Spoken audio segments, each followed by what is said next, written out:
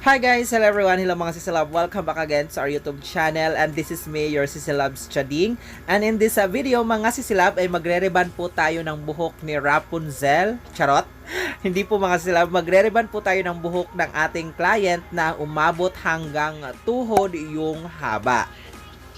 And by the way mga Sisilab, nariban ko na rin itong client natin 2 years ago at ganun din po kahaba yung buhok niya noon nung pinariban niya. Struggle is real talaga mga Sisilab. So ngayon, ang gagawin natin sa buhok ng ating client is rebond with color and treatment. So kung interesado kang malaman kung paano natin ito papagandahin, itatransform, please keep on watching. Pero bago ang lahat, please don't forget to subscribe to our YouTube channel and click notification bell para always po kayo updated pag meron po tayong mga bagong upload dito sa ating YouTube channel. And kung excited ka na at gusto mo nang makita ang kanyang transformation, let's get started! No one ugly allowed.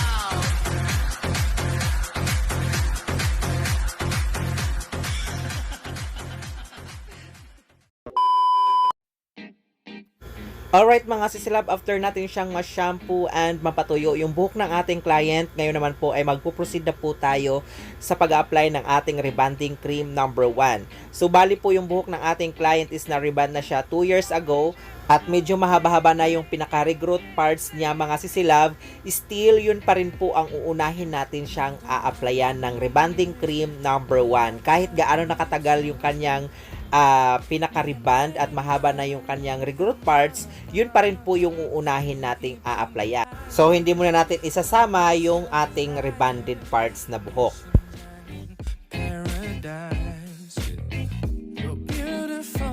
As usual mga Sisilab, sa pag-a-apply naman po ng rebonding cream 1, wag po natin isasagad sa anit dahil maaari po itong mag-cause ng pagka-damage ng scalp, pwede siyang makalbo or mapanot. At since nariban na rin siya dati, kung saan lang po yung tinubuan ng kanyang buhok o yung pinaka-regrowth parts, doon lang po tayo maglalagay muna ng ating rebonding cream number 1.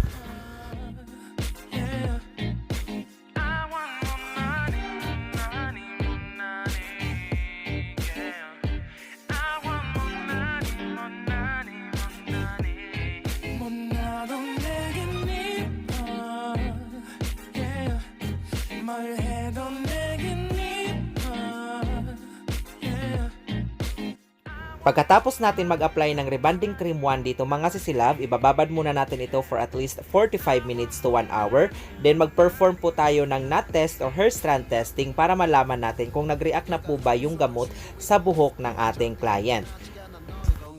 At kapag hindi pa nag-react ang gamot doon sa buhok ng ating client in a certain time ng pagbabad, mag-extend lang po tayo ng pagbabad ng gamot kung kinakailangan.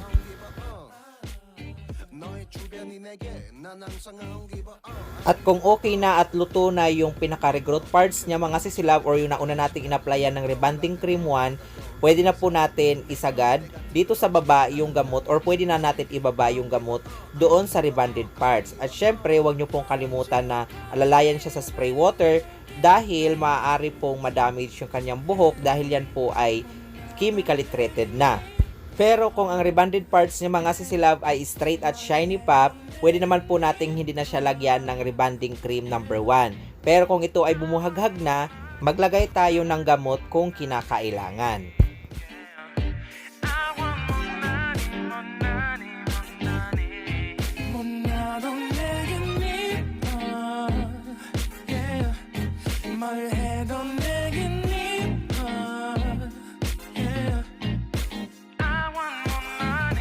Pagkatapos ko mag-retouch at malagyan yung pinaka-rebonded parts niya mga Sisilab, binabad ko lang po ito ng 10 minutes. Then afterwards, ay binanlawan ko na rin po siya. Hindi ko na po siya binabad ng matagal dahil okay naman po yung pinaka-regrowth parts niya, naluto na.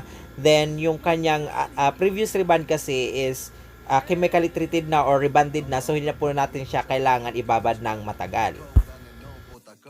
Then after mabanlawan ang rebonding cream number 1 at mapatuyo yung buhok ng ating client, so ito na po ang kanyang naging hitsura mga Sisilab. Then in-next naman po natin yung pagpaplansya sa buhok ng ating client. So, ito na yung parts na medyo struggle tayo mga sisilab, yung pagpaplansya. Though hindi naman kinky or kulot yung buhok ng ating client, pero sobrang haba niya nga lang.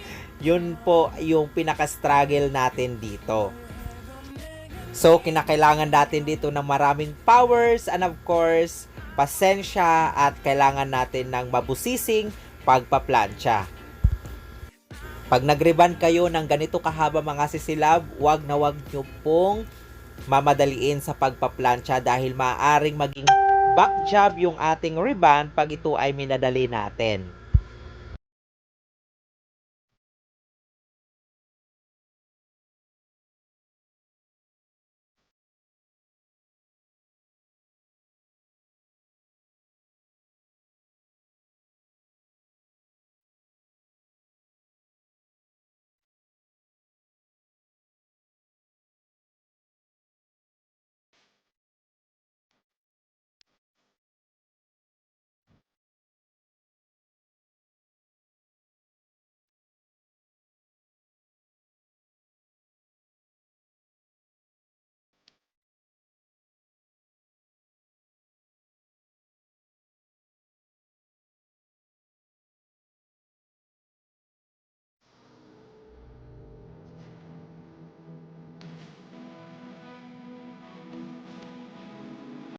Medyo nakakangalay nga lang siyang plansyahin mga sisilab, so kailangan kong tumayo, umupo sa pagpaplansya para ma-make sure lang na maging maganda yung ating pagkakaplansya. Kinakailangan lang po talaga natin ng extra effort at syempre pagmamahal para maging maganda yung ating ginagawa.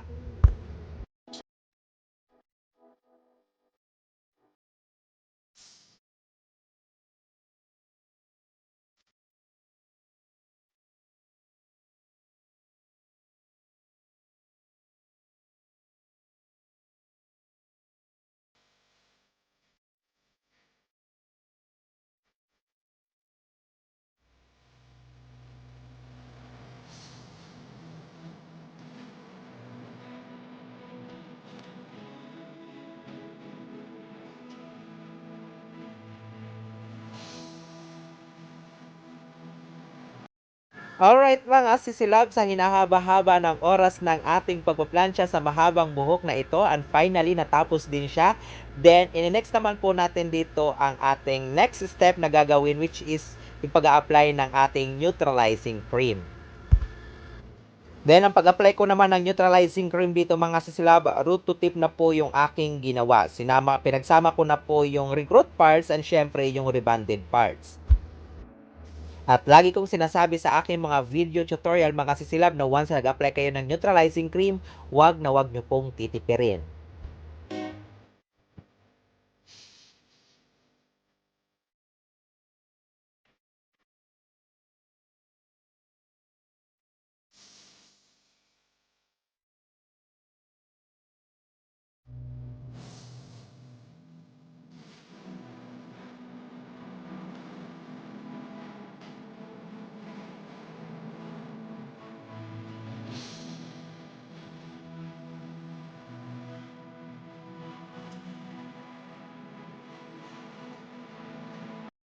Then, pagkatapos ko mag-apply dito ng neutralizing cream mga sisilab, binabad ko muna ito ng 30 minutes. Then, afterwards, ay binanlawan ko na siya. At hindi ko muna siya nilagyan ng treatment dahil isusunod naman po natin or isusunod ko naman po dito yung kanyang color. Here we go mga sisilab. So after natin siyang mababara ng neutralizing cream, mabanlawan, at ito na napatuyo na po natin yung buhok ng ating clients. Ito na po ang kanyang hitsura.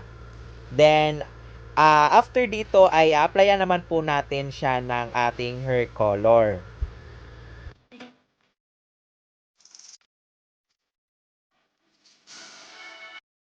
So this time mga sisilab, ina-apply ko na po yung hair color ng ating client. And by the way, yung ikinulay ko po dito is 7.1 medium ash blonde with 9% lamang po mga sisilab. So sa akin naman pong application ng hair color, hindi ko po muna siya isinagad sa anit.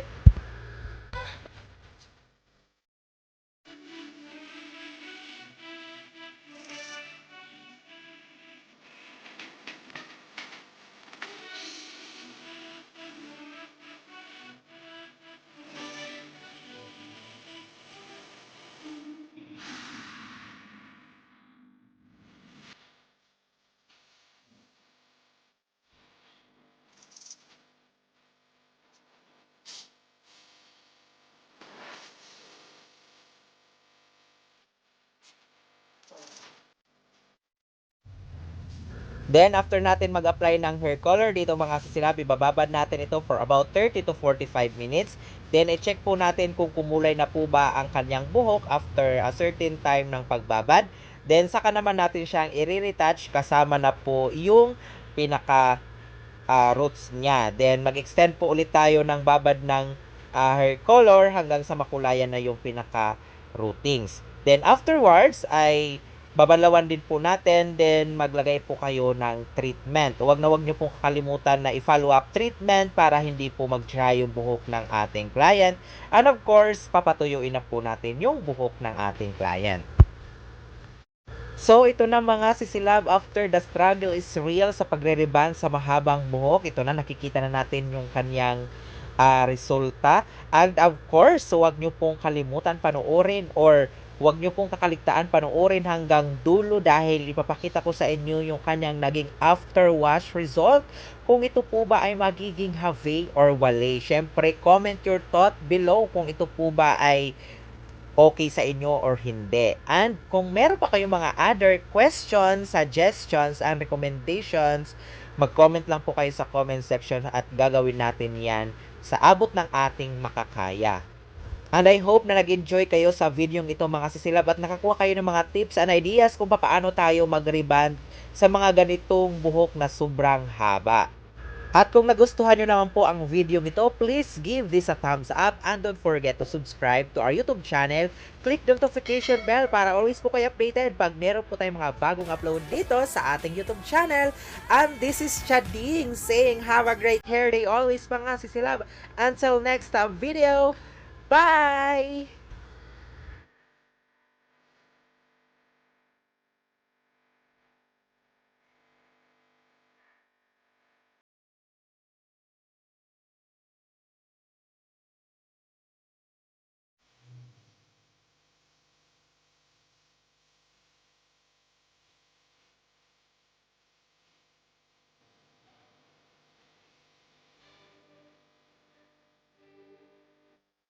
So, after natin magpatuyo dito mga sisila, papadaanan na rin po natin ito ng panghuling plancha. Pero hindi ko na po ipapakita yung pagpaplansya dahil sobrang haba na po ng video na ito. Panoorin nyo po hanggang dulo dahil makikita nyo po doon yung pinaka after wash result niya talaga mga sisilaw.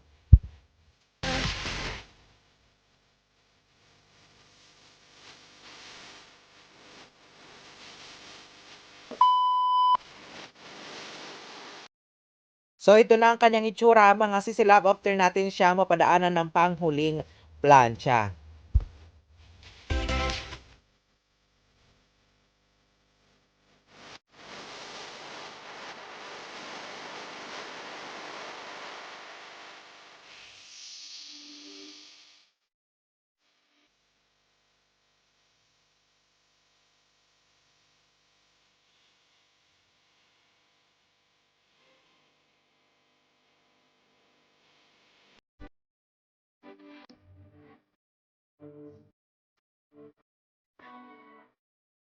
Stay.